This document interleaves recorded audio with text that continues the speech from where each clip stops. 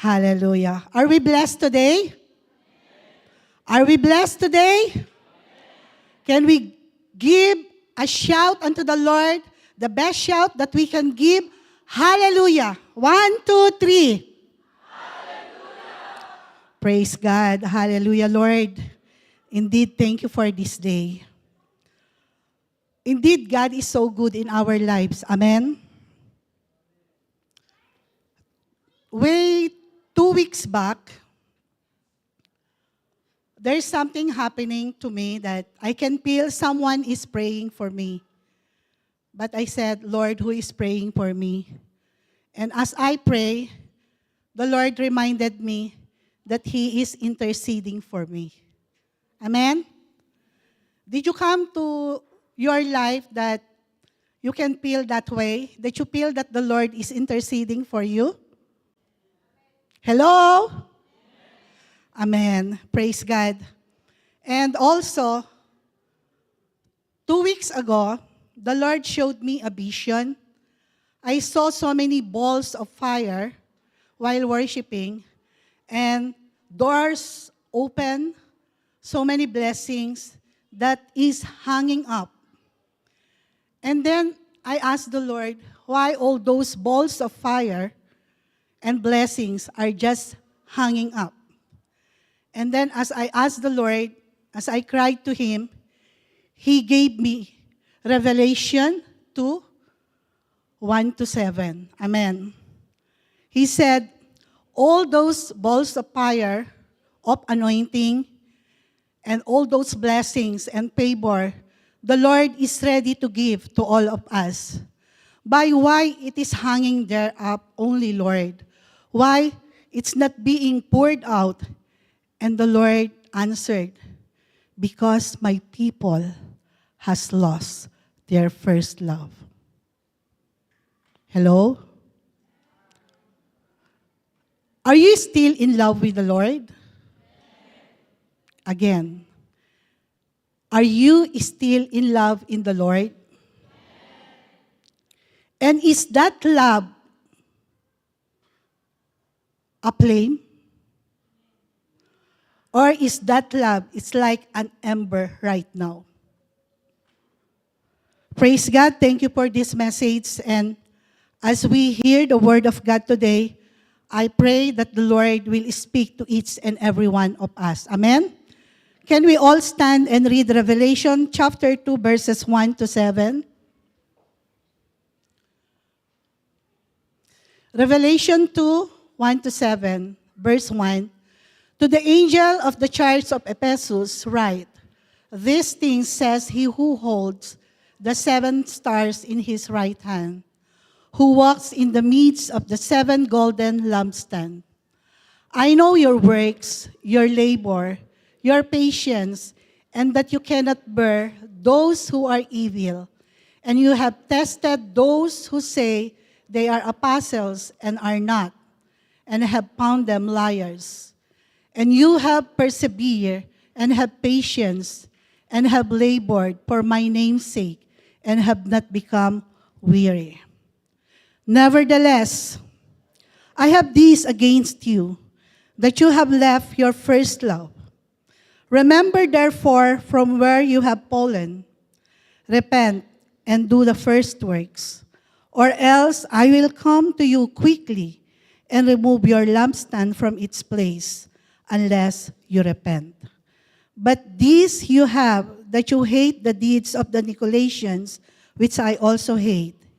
He who has an ear, let him hear what the Spirit says to the churches. To him who overcomes, I will give to it from the tree of life, which is in the midst of the paradise of God. Let us pray. Hallelujah. Father God, we want to thank you and praise you, Lord, for bringing us here today, oh God. Thank you for your message, Lord. And we pray, let this message, oh God, penetrate in the deepest part of our heart, Lord. Open our spiritual eyes to see and our spiritual ears to hear your message with clarity, O God. Let your wisdom be upon us today. Father, we pray, O God, remove every voices, every noise, O God, around us, Lord, that hindering us to hear you, O Lord. Forgive us from our shortcomings, O Lord God, and we pray that your presence will be upon us, that you will speak unto us, O God, in a deeper way today. Lord, we are here right now, O God. Hear our cry. Speak unto us, Lord. In Jesus' name, amen. Hallelujah. Back to first love. This message is not about people who never serve. This is about people who serve God. But somewhere along the road, the flame becomes an ember. Many people assume losing faith happens suddenly, like falling off a cliff. Hallelujah. But the danger Jesus described is more like a slow drip. It's not that the fire completely dies, it becomes an ember. It's still alive, but not burning like before. What is an ember? An ember is a small smoldering fragment, usually coal or wood, that remains in the ashes of a dying fire. The fading memories, emotion, or ideas that still have the potential to be reignited or brought back to life, such as the embers of a past love. A dying love for God resembles an ember because the core remains hot, but it can no longer generate the light of warmth it once did. It is a state of spiritual suffocation where the vibrant first love is buried under the suffocating ash of apathy and religious routine. Hallelujah. In these states, your faith becomes fragile and defensive, as you lack the energetic fire needed to withstand the coldness of the world. While you may still believe, the lack of passion means you are merely striving rather than thriving in Christ's presence. Yet the existence of the ember proves that life remains, signaling that the Holy Spirit is still prompting to fan and spark before it turns to cold soot. Amen. Hallelujah. Praise God. What is the situation of your heart today? What is the situation of your love for God? It is on fire or it is an ember. In our introduction, the Christian life begins with a deep and passionate love for God, isn't it?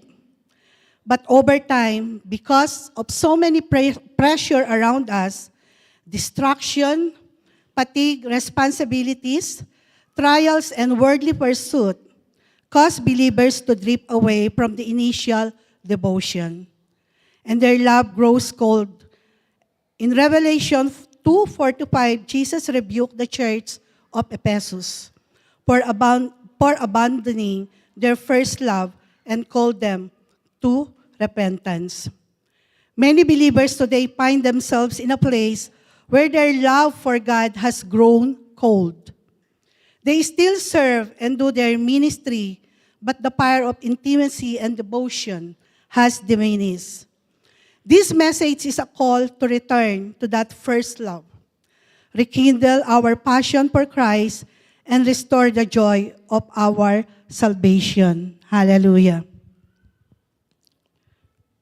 Some hearts look warm outwardly, but remain cold inwardly.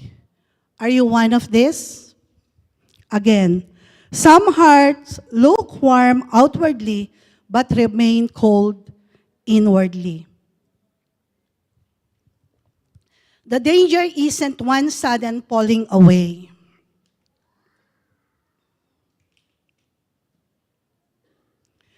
It's the quiet drift that still keeps the appearance of faithfulness. Some heart keeps the form, but lose its power. And even good works can become a covering for a cold spirit. Is it true? 2 Timothy 3:5 says, having a form of godliness, but denying its power, from such people turn away. The present pressure reveals that it's truly inside our heart. And when tests come, we discover whether our faith is rooted in love or only in routine.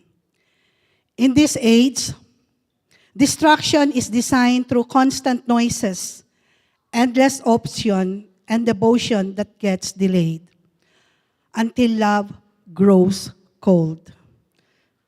Matthew 15:8 says, these people draw near to me with their mouth and honor me with their lips, but their heart is far from me. How far is your heart to God? God desired that we remain passionately in love with Him. Amen? The warning to the church in Ephesus served as a reminder that God works and religious activities are not enough. Our love for God must remain afresh and vibrant. And remember, God is still speaking and calling us today, calling us to go back to our first love to Him. Amen? Not to condemn us, but to restore our closeness to Him. Amen? To restore the warmth of our love and that burning relationship with Him, that passion we had before for Him. His message to believer is urgent and personal, an invitation to come close again with restoration. Are you willing to go back to that first love for God? Amen? Again, are you willing to go back to that first love? And then say to God, Jesus, help me to go back to my first love. Hallelujah. In Revelation, there are 7 churches. The Lord is saying, the Lord come to speak to the 7 churches about their condition. The church of Ephesus, Smyrna, Pergamum, Thyatira, Sardis, Philadelphia, and Laodicea. The Lord comes to speak to the 7 churches about their condition, where they are, and where He wants them to be. And same thing the Lord is telling us today, where are we in our relationship with Him?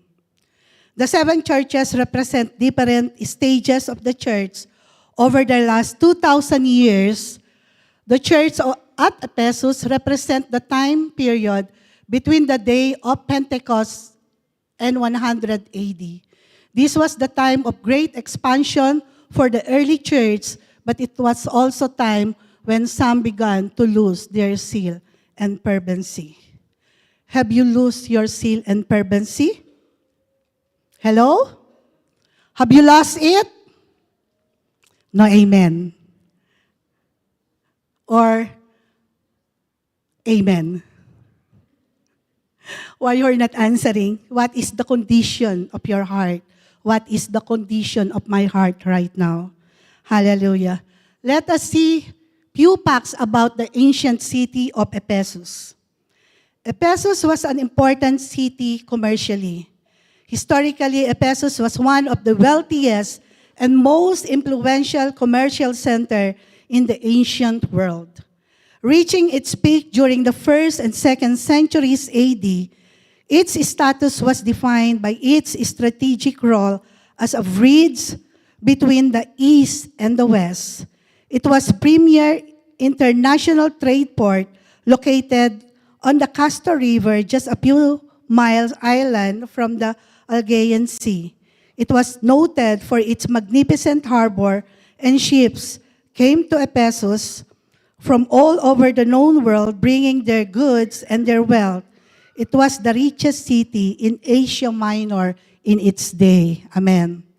Ephesus was an important city politically.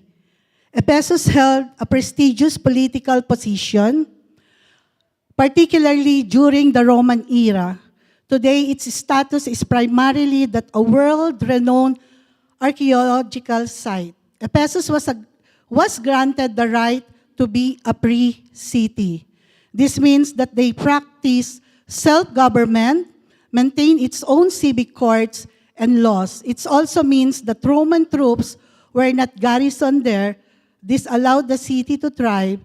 It was often called the first and greatest metropolis of Asia. Ephesus was an important city also religiously. In its day, it was one of the 7 wonders of the world. Ephesus was the home of the temple of Diana or Artemis. People came from everywhere to come to this temple. Diana was the goddess of fertility. A statue of many-breasted women represented her. Hallelujah. Ephesus was an important city religiously. The temple also served as a bank. People would bring their possession there for safekeeping. It served as a fine art museum. Art from all over the world was housed in this ancient temple. It also served as a refuge for criminals. If a lawbreaker could get to the temple, he would be safe from prosecution. Amen. So, pwede palang magtago dun sa temple, no? Praise God. So, if they committed some crime, they will just go to the temple and kalas. They will not be questioned anymore. Praise God. It was to this vile city that God sent the Apostle Paul. Apostle Paul founded this church and preached here for 2 years. While Paul was in Ephesus, he wrote the books of 1st and 2nd Corinthians. Timothy was the first bishop in this church. Aquila, Priscilla, and Apollos all labored in the Ephesians church. And Apostle John also spent the last year of his life in Ephesus. It was here that he wrote the Gospel of John and his 3 epistles. Mary, also the mother of Jesus, is buried in Ephesus. This church was privileged to hear and know the best of the best in those early days. There are so many things about Ephesus, but for now, this is all I can give you. Amen. Praise God. Ephesus was an active church serving in a wicked hour, but God used them and many souls were saved. Amen. This is our situation right now, the situation of the churches. We are on the last days and our world is so evil right now. And I pray that each and every one of us will be used by God to share His gospel to the people around us and to the nation. Amen. In our main points, Jesus examined their reputation. God knows what they are doing, how faithful they are, but behind this, there is something wrong. That's why Jesus exposed the reality of their condition. And as Jesus exposes the reality of their condition, Jesus explained that there is a remedy. Amen? And if they repent, Jesus says, He expound the reward. The situation of Ephesus before is the same thing. Same situation of so many churches nowadays. Amen? And same situation of many believers right now. Do you agree with me? Do you agree with me? How about us? What is the condition of our heart? Point number 1, Jesus examined their reputation. In verses 2, 3, and 6, Jesus commended what they are doing. Jesus began his remark to this church by speaking about all that is right with it. They had a lot going for them, and the Lord let them know that he had seen all the good they were doing in his name. He came to them with precious words of commendation for their service, separation, standard, and steadfastness. Jesus commends their service in verse 2. I know your works, he said, your labor and your patience. Indeed, Ephesus church, they were hardworking. They weren't lazy. They poured sweat, tears into the ministry. Jesus uses 3 words to describe the activity of this church: their works, labor, and their patience. Same thing with us today. Church, so many of us, we are really working hard for the glory of the Lord. Amen? Amen? Are we working for the Lord? Very few amen. The others, they don't want to work for the Lord. Are we working faithfully? Because the Ephesus church, the Lord says, their works which they have accomplished. I know many of us accomplished so many things for the Lord. The works that the Lord is saying here, it refers to the fact that this church has accomplished much for the glory of the Lord. They have been working, and Jesus has seen it all. Dear brethren, whatever you have done for the Lord and whatever you are doing right now, God can see all your works. Amen? God can see how you labor for the Lord. God can see your patience and steadfast endurance, how you endure with all the trials and persecution, how you serve the Lord, how you labor for Him. God knows all about it. Amen. Gia family, if you've been serving God, is not blind to it. Jesus knows your works and He sees your effort, your endurance, and your faithfulness. And I pray that we will continue to work for the Lord. Amen? Amen? Are we going to continue to work for the Lord? Faithfully? With patience? With endurance? With steadfastness? Napakahina po ng amen. Ang dami natin, no? Are we going to continue to serve the Lord? That's what the Lord wants to hear from us. Amen. Palakpakan nga po natin ang Panginoon. And we can do more if we will work together. Amen? We can do more if we will work with unity, with submission to God, with humbleness. Amen. Hindi po yung nagpapagalingan tayo. Amen. Always remember, wala pong magaling sa atin dito. Amen? Walang magaling sa atin. All we have right now, all comes from the Lord. The ability you have right now comes from the Lord. We owe nothing. Amen? The wisdom that you have, it comes from the Lord. Your gifts, it comes from the Lord. That's why let us work together. Hindi po natin dapat tingnan kung ano yung nagawa ng kapatid na to o kapatid na to. We should not do that. We should not compare what we are doing for the Lord. Just do your work with all your heart because the Lord can see it. Amen? Don't work so that people can see you. Don't do the work for the Lord so that people can say, oh, he is good, she is good. Oh, she is committed. She is faithful. He is faithful. But deep inside your heart, you just want the applause of men. Whatever we do right now, let us work for the Lord. Not for the man to see us, not for the people to applaud us, not to the people to appreciate us. Amen? Because God can see your heart right now. He knows the motives of our heart. He knows the motives of my heart, and He knows the motives of your heart. What is that motive in you? Why you are doing the works for God? Amen?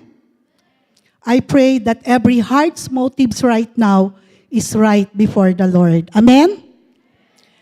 And as we work together, let us work together and turn this church into a place where the saints enter to worship. Again, let us turn this place where the saints enter to worship, not to gossip. Hello? Let us turn this church and turn people to worship and not to gossip. Amen. Palakpakan po natin ang Panginoon. Hallelujah. And be equipped for service. Amen. Motivating everyone to go out to this place to work for the glory of God in our homes, in our schools, communities, and places of business. God saved us for more than comfort. He saved us for a purpose. Amen? Tell your seatmate, God saved you for a purpose. To other side, God saved you for a purpose. He saved us to be active in His work until He called us home to His glory. Amen. Can God expect for all of us to work together from this day forth? Hello? Amen. Praise God. And then, that's why, stop comparing yourself to others. Amen? Because if you will compare yourself, especially this time, lahat magaling. Tama? Lahat magaling. Tama po. Pero hindi po yung galing ang tinitignan ng Lord. Ang tinitingnan ng Lord, our heart. Why you are doing it. So, magmula po ngayon, when they ask you to pray, don't say, oh, I'm not good enough. Hello? When they ask you to pray here, don't bring a long copy of prayer. Just pray from your heart. Amen? Because when you pray from your heart, say to the Lord, Lord, this is my condition. Lord, this is what my heart is saying to you. And then tell the Lord, don't be ashamed. Be honest. Amen? Be honest because God can see your heart. You cannot hide it from the Lord. Amen? So from today, we will be honest. Amen? When you are asked to pray, you will pray. Amen. Praise God.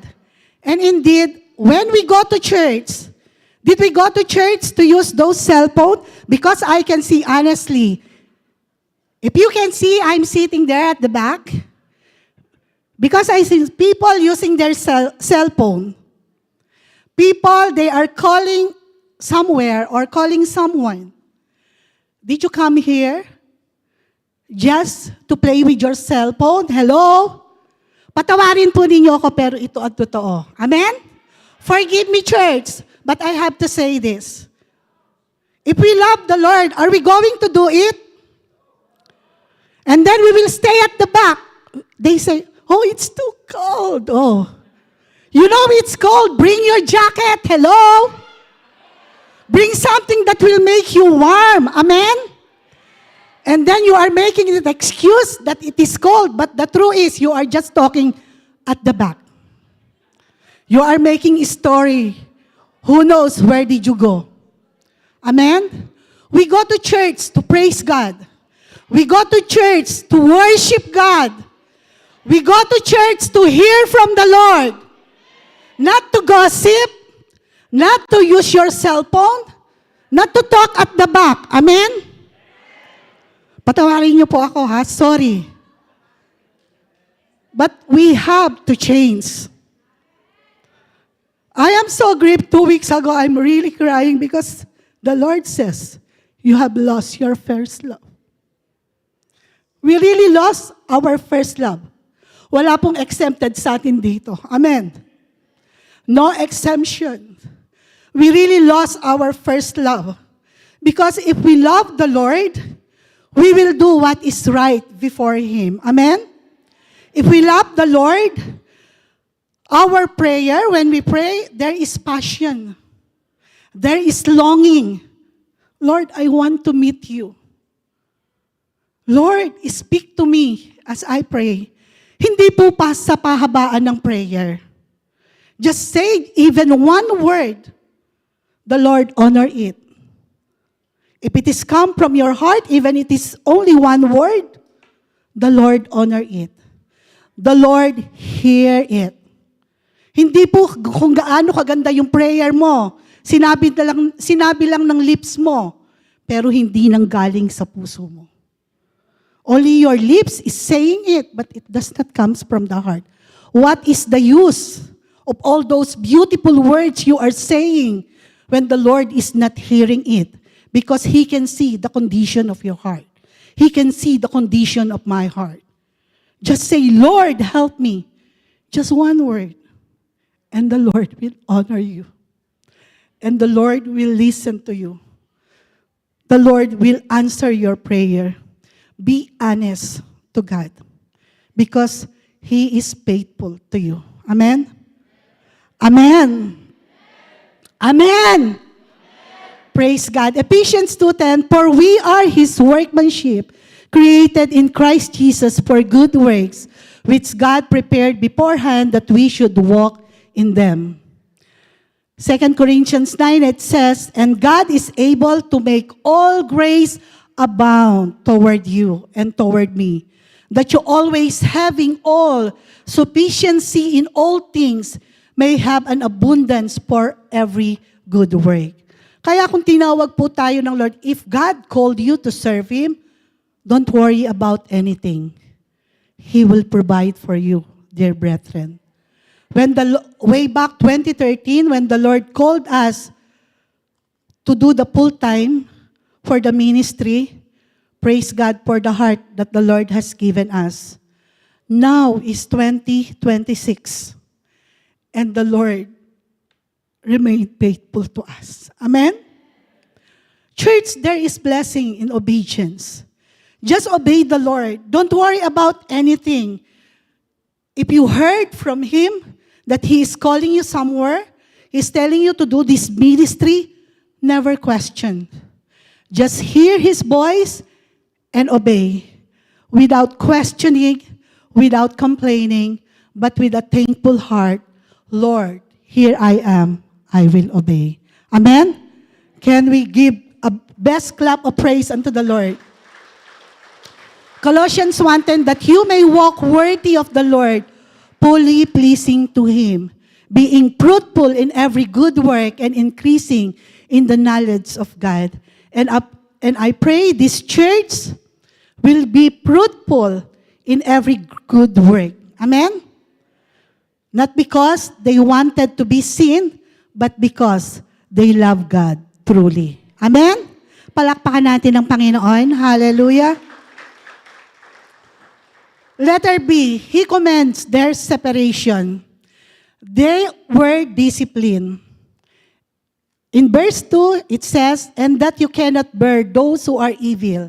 They were disciplined, they had high standard, and didn't tolerate evil. The church of Ephesus, their situation is like this. These people are living a separate lifestyle. The immorality and evil that define their world were not a part of their lives. They didn't compromise with what God hates.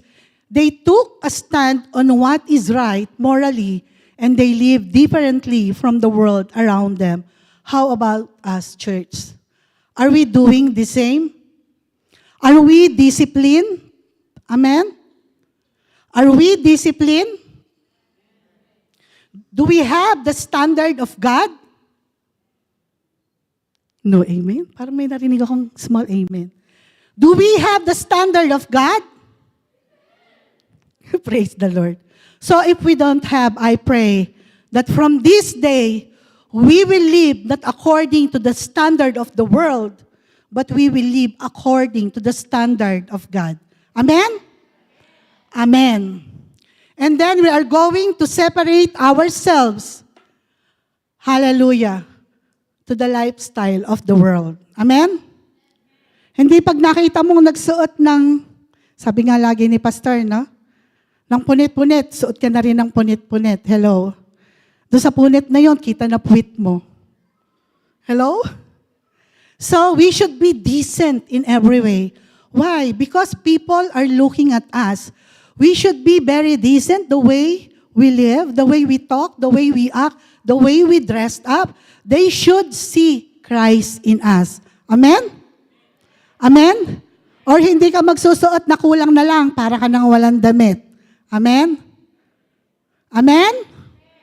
Amen. So, kailangan po natin protektahan yung sarili natin from the works of the enemy. Amen? Huwag tayong sumunod sa uso.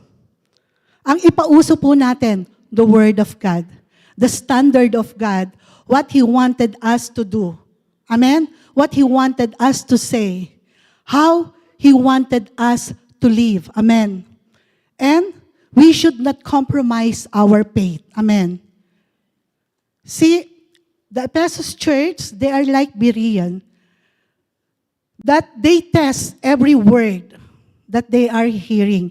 Even I'm sharing to you today, when you come home, there are verses, you can check it.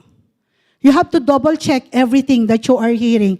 Especially nowadays, there are so many things in social media, especially AI also. There are preaching, but there are twists. That's why we have to go back to the word of the Lord.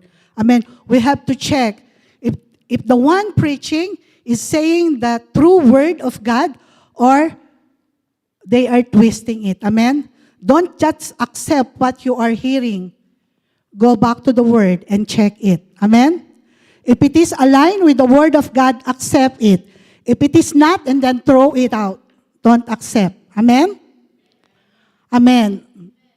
We have to live differently from the world. Why? Because we are not of this world. Our citizenship is in heaven. We don't belong to the world. Yes, we are living here right now, but we are strangers here in this world. Our real home is there with God. Amen? Amen? And do you want to see the Lord in that place? Hello? Do you want to see the Lord? And then back to your first love. Amen? Amen. Hallelujah. 2 Corinthians 6:17, therefore, come out from among them and be separate, says the Lord. Do not touch what is unclean, and I will receive you. And let your light so shine before men that they may see your good works and glorify your Father in heaven. Matthew 5:16. Because if people will see Jesus in us, they will say, I want what you have. Amen? I want what you have. If you have the real Jesus in your life, people will want it also. Because they will see the glory of God in you, they will desire to have it also. That's why we have to be very careful how we live, how we conduct ourselves outside. Amen? Not only we are very good because we are here right now, Friday, parang hindi makabasag pinggan, ano? Praise God, paglabas natin ng church, kumusta na tayo? Pagdating ng Saturday, Sunday, Monday, Tuesday, Wednesday, Thursday, ano yung situation natin? Ganito pa rin ba tayo kabait? Hello? Dapat each and every day, each and every minute, seconds, hour of our life, kailangan we should live in holiness and righteousness because that is what the Lord is asking from us. Amen? It's so hard to do it, but by the grace of God, we can. Amen? If we are willing, we can. If you are not willing, there are so many excuses.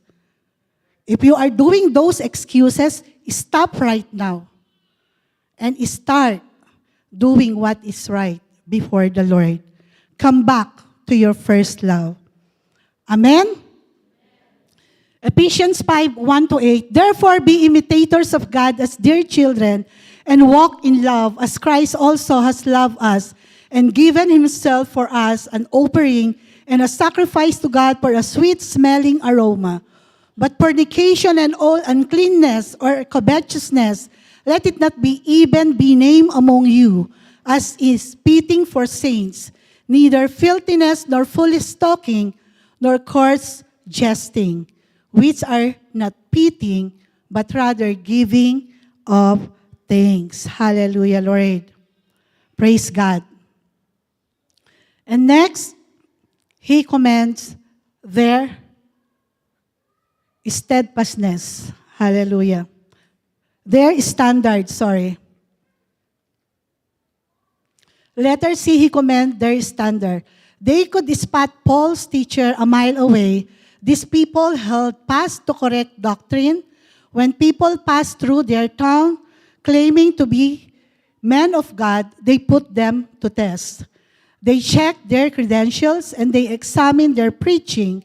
If what they said did not line up with the word of God, they refused to hear them or fellowship with them, but they exposed them as liars.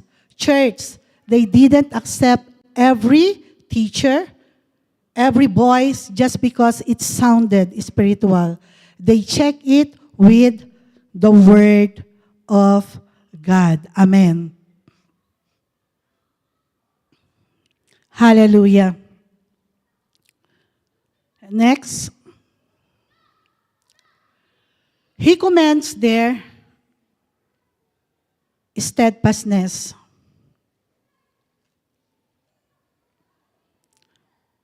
First, the Lord commend their service, their separation, and then their standards. And next, he commends their steadfastness. In verse 3, and you have persevered and have patience and have labored for my name's sake and have not become weary. He commended their steadfastness because their heart stayed firm even when pressure tried to shake their devotion. Deep down, steadfastness means they didn't merely feel strong for a moment, they choose consistency. Amen? They choose consistency, holding to their conviction while circumstances became difficult. Their endurance shows that their strength was not dependent on comfort or ease, but rooted in commitment to Yeshua. So the steadfast heart is like a steady anchor. The storm may intensify, but their loyalty does not drift or break. Brethren, whatever we are going through right now, as you serve the Lord, don't weary. Don't be weary. Amen? You stay faithful, stay steadfast, and be persistent in serving the Lord because He is there. He's backing you up. Maybe you cannot see anything happening, but in the spiritual realm, there is something going on. The Lord is doing something. Just keep the faith and be steadfast and continue serving the Lord with faithfulness. Amen? Hallelujah. And then,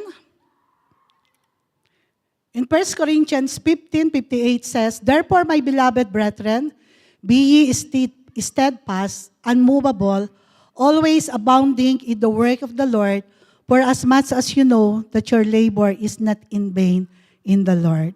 Amen. This is the real truth. Amen? Your labor is not in vain in the Lord. Whatever things you have done for God's kingdom, the Lord is listing it all. Amen?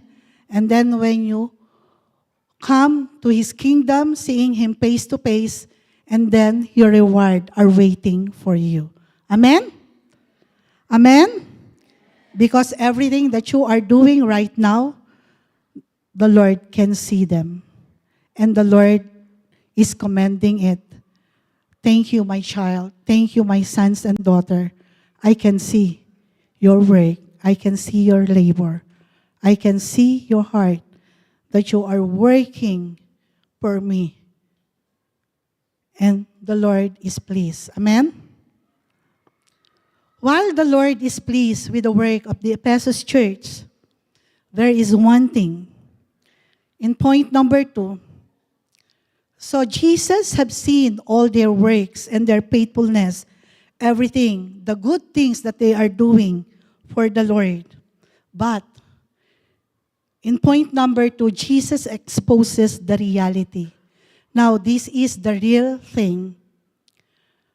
The complaint, the heart of the mother. It says in verse 4, nevertheless, I have this against you. You have left your first love.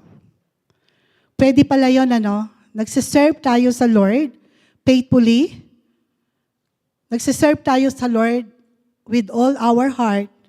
But because we are so focused in the ministry, we are so focused sa mga work para sa Lord, and then we forgot the best thing, our God.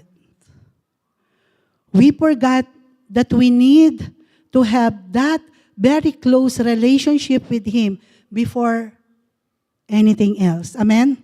Before your ministry, before you work for the Lord, it should be Him first. Amen? Yes, praise God. Thank God because you love your ministry. Thank God because you love to serve the Lord. Thank God that you are doing everything you can, even giving your own money for the glory of God. Giving all your riches for the work of God. But the Lord is not that happy. Why?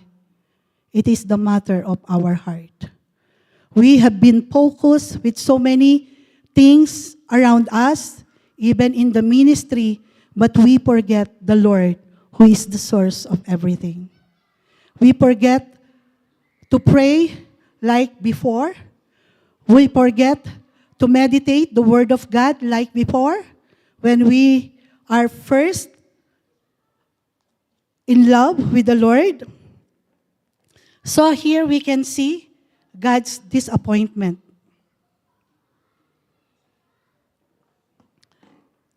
While they look, the Ephesus church, while they look on the surface, look good on the surface, there are problems in the heart that must be dealt with. We need to understand that Jesus sees what we do, and He also sees what and who we really are. He can look beneath the surface of our lives and see the condition of our hearts. When He finds error and sin in our hearts, it grieves Him, and it hinders our ability to enjoy His fellowship and His blessings. Ephesians 4:30, and do not grieve the Holy Spirit of God, by whom you were sealed for the day of redemption. Hallelujah. So Jesus is very disappointed. Though these people, they are doing all those good things, their service to the Lord, but because they forgot their first love, Jesus' heart is grieved. Amen? How about us? How about me? How about you? Have you lost your first love? Is your love is like an ember right now? And then God is here. Just ask help from Him and let that love be a flame again, and let God reignite that flame once again. Amen. Hallelujah. So, Jesus is disappointed. And then, what is the diagnosis? People of God has left their first love. Jesus is not saying they had no love. He is saying they left the love they had at first. Left means they abandoned. Their love is displaced. And it's replaced with something else, or it's gone at all. It was a slow, subtle displacement. What is first love? It is that initial breathless devotion we had when we first realized we were saved. It's that season when you prayed because you couldn't wait to talk to Him, and you served because you were overwhelmed by His grace. You were worshiping because your heart overflowed with joy. Amen. It is the honeymoon phase of our relationship with the Lord. Amen? Can you remember when you first got married and in your honeymoon stage, you are so in love, you cannot see anything but love, love, love. Love is in the air. Amen? Same thing with God. Amen? Same thing with God. Amen. When we are first in love with the Lord, we want to do everything. Amen. Christian life is basically a love affair with our God. Amen. Sabihin mo sa katabi mo, your love affair with the Lord, how is it?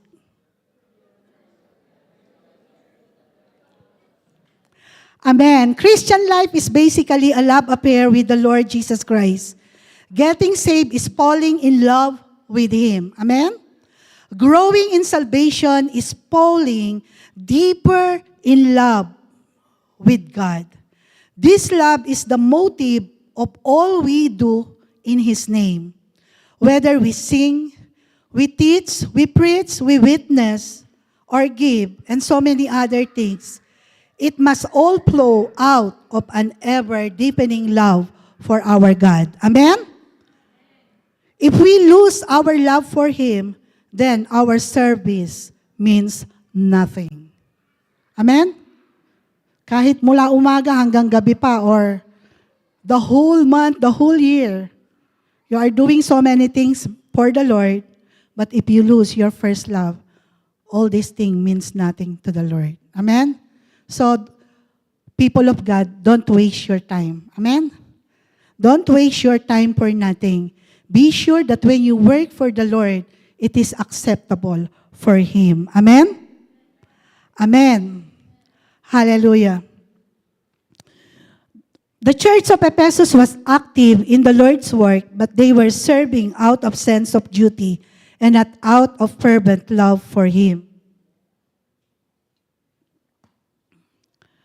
They had become like Martha. She labored but not out of love. What about us? Are we serving because it is what people expect from you or from us? Or you are serving because you love the Lord? Love for Jesus should be at the bottom of all. Amen? Love for Jesus, again, should be the bottom of all that we do for God. Amen? Whether we teach or preach, sing, dance, clean the church, serve as a deacon, and many more, we should do it out of love for our God. Amen. Now, can you honestly say that your heart is still filled with that first fervent love for God? Hello? That fervent, heartfelt, extravagant love for Jesus? Hello? Is that the condition of your heart? That you are in love with God? That first love is still there? Or it's just an ember? You know yourself, and you are the only one who can answer that. Amen? So I pray that today, if that condition is like an ember, I pray that you will decide to come to God again and reignite that flame of your first love for Him. Amen. Hallelujah. And then in our point 3,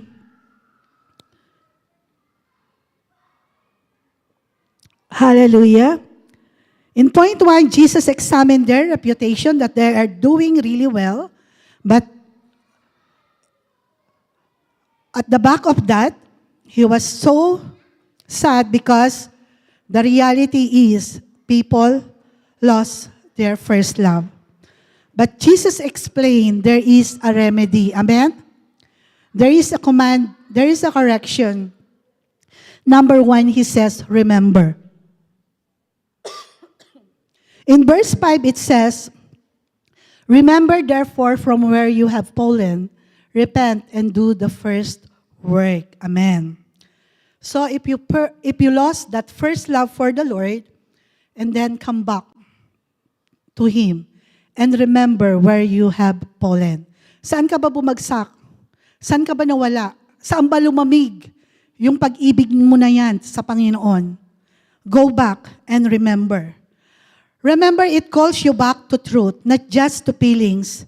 Christ is awakening the memory of the heart, bringing you to the real beginning when your faith was fresh and your love was alive. Remembering means you stop pretending everything is fine and you face what is truly changed with you. Amen? Deep down, remembering becomes divine rescue. It pulls your soul out of spiritual numbness and redirects it toward what first captured you. God's presence, God's goodness, and the sincerity of your early devotion. When you remember, you regain perspective. Amen? You see the distance between then and now, and that awareness becomes the doorway to restoration. God gives you remembrance as grace, as you can turn to what you lost, repent with clarity, and start rebuilding from the beginning again. Amen? So, ask the Lord where you fall, and then repent. And then, Jesus explained the remedy, and He says, in letter B, as we repent, and then we go back to repeat the first work that we have done for Him. First, what we do, remember, and then we repent, and now we repeat the first work that we have done before. They are told to start doing the things they used to do once again. That is the key to their revival, and it is the key for us as well. We need to get back to the first work, back to reading our Bible with passion, back to praying, back to witnessing, back to testifying, back to serving, and back to praising God's name. We need to get back to the things that mark us when we were deeply in love with Jesus. Get before Him today and ask Him to show you the way. Amen. And then letter D, remove. Verse 5, or else I will come to you quickly and remove your lampstand from its place unless you repent. So if we will not repent, the Lord will remove that lampstand from us. Amen. Removing the lampstand means losing one's spiritual influence and the sense of God's active presence in one's life. And we don't want this to happen to us. Amen? While you may still be saved, your life stops shining with the clarity and power of the gospel because you're drifted from your first love. You might keep up your religious habit, but they become hollow, losing the oil of the Holy Spirit that marks your witness effective. It is a transition from being a vibrant light bearer to living in spiritual irrelevance, where your action no longer carry divine weight. Ultimately, it's a warning that Christ will not use a vessel that refuses to prioritize a heart-level connection with Him. Amen. So, we don't want God to remove that light in our lampstand. Amen? Amen. And then, Jesus examined their reputation, explained the remedy, and exposed the reality and explained the remedy. And now, if we repent and go back to God, there is a reward. Amen? Reward for the overcomer. Are you an overcomer? Ask your seatmate, are you an overcomer? Then you have the reward. Amen. Doon po sa kabila, are you an overcomer? And then receive your reward from the Lord. Amen. Praise the Lord. That all of us, I believe, we are an overcomer. Verse 7, to him who overcome, I will give to eat from the tree of life, which is in the midst of the paradise of God. The reward of the overcomer is the restoration of everything lost in Eden. Amen? Centered on the tree of life in God's paradise, this isn't just physical fruit, but a promise of eternal vitality and an end to all spiritual and physical decay. It signifies that your intimacy with Christ, which you fought to protect on earth, will become your permanent reality in heaven. You are granted full access to the source of life, meaning you will never again experience the hunger or a dry or distant soul. Ultimately, the reward is Jesus Himself, the true tree of life, who becomes your eternal portion and delight. Praise the Lord. Who is your reward? Jesus. Hallelujah. The reward is amazing. To whom he overcomes, I will give to it from the tree of life, which is in the midst of the paradise of God. The promise to eat from the tree of life signifies the complete reversal of the fall, granting you to eternal life that was once guarded by a flaming sword. It is a reward of unrestricted intimacy, where the barrier between you and God's holiness is forever removed. This eating represents deep, perpetual satisfaction of the soul that replaces all the earthly hungers you sacrifice to follow Him. You are transitioning from a world of decay and first love, struggles into a state of divine vitality that never fades. Ultimately, it is the gift of Jesus' own life becoming your permanent environment and source of joy in the paradise of God. Amen. Hallelujah. Can I call the music team? Hallelujah. Praise God. Now, church, can we all stand? Now it's the time to be honest with ourselves. To be honest with yourself, to be honest with myself. Be honest with yourself and with God for just a moment. Can we all close our eyes? Close our eyes, please. And start asking God. Be honest with Him. Ask Him, Lord, did I lose my first love? If I lost it, where? Oh God, show me, Lord, where I lost my first love. In your busyness, you lost your first love because we are so busy. Are you busy, church, in the ministry, but busy out of duty and not out of love? Can you honestly say that you are filled with fervent, heartfelt, extravagant love for Jesus? Or would you have to say that your heart has gotten cold, that your zeal is not what it used to be, that you need to remember, repent, and repeat the first works that you have done before? Dear brethren, take time to honestly examine your heart and identify areas where your passion for God has cooled down. How can you intentionally rekindle passion for God? Right now, bring all your concern before the Lord in prayer. Let this be a turning point. If God had touched your heart, you would need to come back to Him. Don't delay. The time is now. The place is here. And this is your moment. Hallelujah.